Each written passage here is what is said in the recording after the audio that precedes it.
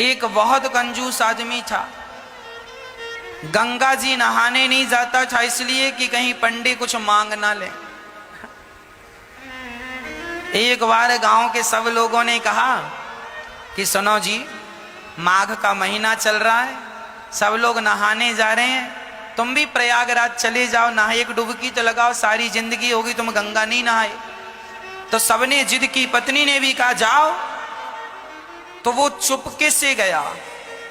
पहले तो देखा कहां भीड़ ज्यादा है और कहां भीड़ बिल्कुल नहीं। तो वो गंगा के किनारे चलता चलता चलता सब जगह भीड़ थी, माघ का महीना था। अब वो चलता चलता शमशान घाट पहुंच गया, यहां भीड़ नहीं है। बोले यहां नहा लो तो यहां पंडा आएगा नहीं, नहीं तो पंडा नहा और पंडा खड़ा, चल निकाल कुछ दे, मेरे हाथ से पूजा करा, चल। गया जी में। अब बड़े प्रेम से वो शमशान में सोचा यहां कुछ नहीं है, कोई पंडों का झंझट नहीं है, कपड़े उतारा, चुपके से धीरे धीरे गया, कोई देख ना ले। वो बड़ा पैसे वाला था पर कंजूस बड़ा था। तो शमशान में जाके डुबकी गंगा जी में लगाया और भगवान शंकर तो शमशान में ही विराजते हैं। शंकर जी को लगा जरा आज इसके साथ थोड़ा खेला खेली कर लें। तो भगवान शंकर ही पंडा बन के आ गए। जैसे ही वो डुबकी लगाया और डुबकी लगा के ऊपर उठा तो शंकर जी खड़े, हाँ यजमान जी निकालो। अब वो घबरा गया, अरे तुम कहां से आ गए? अरे बोले हमारा ये ठेका है, यहां जो भी नहाता उससे हमें ही वसूली करनी होती है, चलो ले आओ। नहा लिया आपने, लाओ। अरे हम इसीलिए तो नहाए शमशान में कि कुछ देना ना पड़े। ना ना, यहां तो देना ही पड़ता, शमशान ही, यहां से तो बच के कोई जाता नहीं। अच्छा बताओ कितना लोगे? शंकर जी बोले देखो हम वैसे लालची तो नहीं है, पर तुम दो, कितना दोगे ये बताओ? उसने बोला 1 पैसा दूंगा। हाँ हाँ, शंकर जी बोले चल मैं 1 पैसे से खुश हूं, चल ला।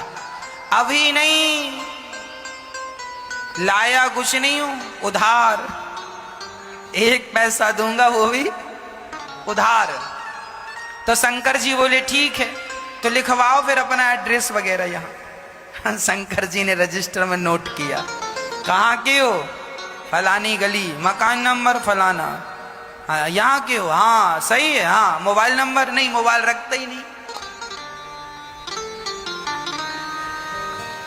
अब वो उधारी का बहाना था बचने का, वो चला घर।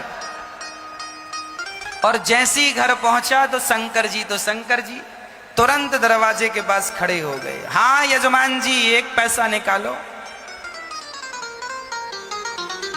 दरवाजा खोला पत्नी ने, क्यों? फलाने जी हैं? हाँ हाँ हैं। तो उनसे बोलना कि 1 पैसा हमारा उधार है तो दें। पत्नी गई, क्यों जी, आपसे कोई 1 पैसा लेने आया उधार? क्या लिया आपने? अरे लिया दिया कुछ नहीं, नहाया उसका 1 पैसा है। तो यजमान जी ने पत्नी से कहा सुनो, कह दो कि घर पे नहीं है, जा।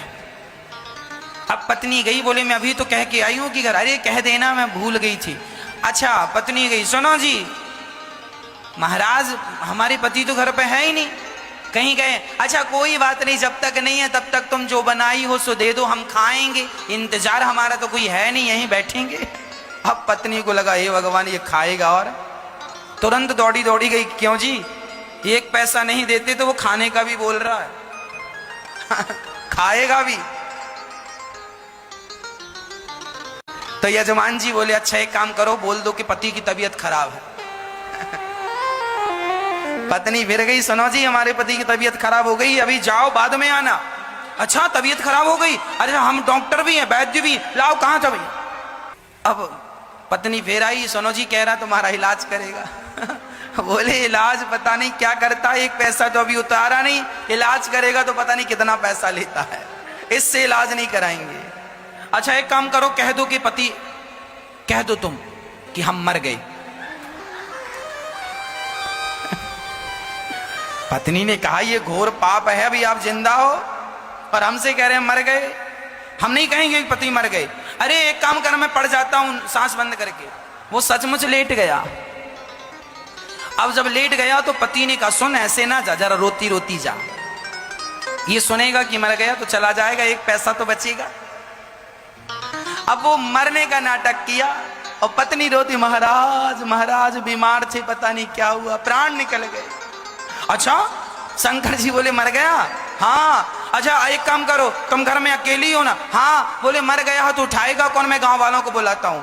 अब भगवान जी ने, शंकर जी ने सारे गांव वाले, सुनो सुनो यजमान जी मर गए, सुनो सुनो यहाँ आओ, ये फलाना मर गया, जरा आओ। अब सारा गांव इकट्ठा हो गया। सब इकट्ठा, वो पड़ा है और पत्नी की तरफ बार बार यूं यूं करे, अभी है कि गया? अरे वही तो लाया गांव वालों को, कहाँ गया? थोड़ा देर मरे पड़े रहना। अब वो पड़ा मरा और गांव वाले अर्थी तैयार कर रहे हैं। हाँ वो रो रही है और भगवान शंकर मुस्कुरा रहे हैं, कितना कंजूस है, मर गया पर एक पैसा नहीं दिया इसने।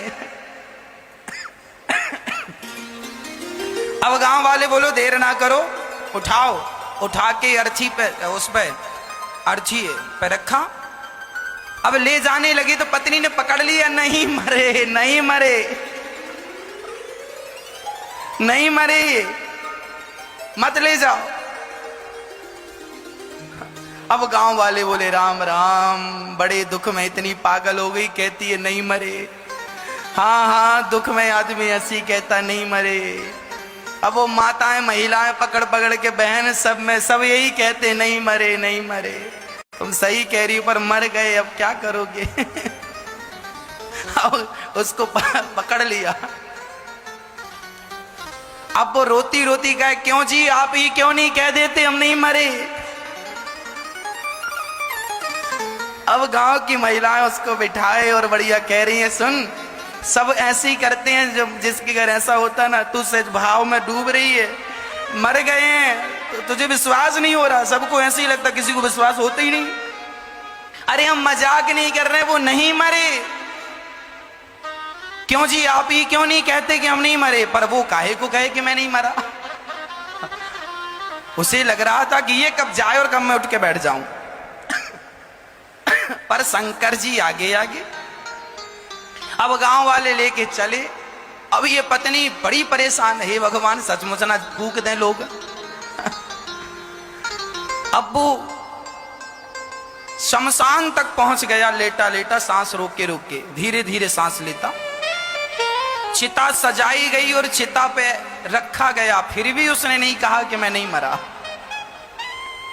तब शंकर जी ने कहा यजमान जी अब आग लगाने का नंबर है, अब मौका नहीं मिलेगा, अब बताओ लगा दें?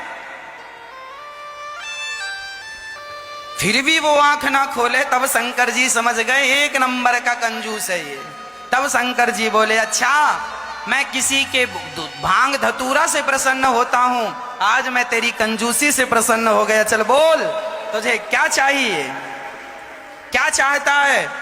तो उठ के बैठ गया। बोले देना ही है तो कुछ मत दो, जो एक पैसे को कहा था वही छोड़ दो, वही छोड़ दो। शंकर जी ने कहा जा छोड़ा। वो अपने घर चला गया शंकर जी। तब से शंकर जी को भोला भंडारी कहने लगे, बड़े भोले हैं शंकर जी। उसको भी मिल ही गए